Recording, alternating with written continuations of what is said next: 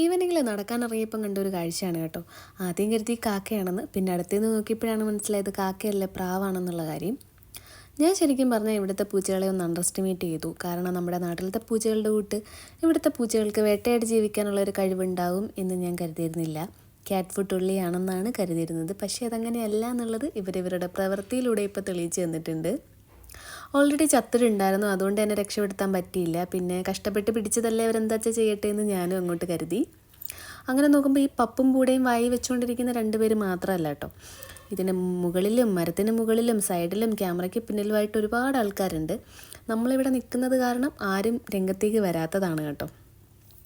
ഇത് ഓൾറെഡി ഈ ഗ്രില്ലിനിടയിൽ കുരുങ്ങി കിടക്കുന്നത് കാരണം ഇവർക്ക് വലിക്കാൻ പറ്റുന്നുണ്ടായിരുന്നില്ല. അപ്പോൾ ഇതിലൊരാളുടെ കണ്ണൊന്ന് വെട്ടിയപ്പോഴേക്കും ഗ്രില്ല് ചാടി വന്ന് മറ്റൊരുത്തൻ അതിനെ നൈസായിട്ട് വലിച്ചുകൊണ്ട് പോയിട്ടുണ്ട്. അപ്പോൾ അത് നോക്കിയിരുന്ന് വെള്ളം ഇറക്കാണ് നമ്മുടെ ആദ്യത്തെ ആൾ. അപ്പോൾ ഇന്നത്തെ വീഡിയോ അത്രയേ ഉള്ളൂ. Thanks for watching. ബൈ.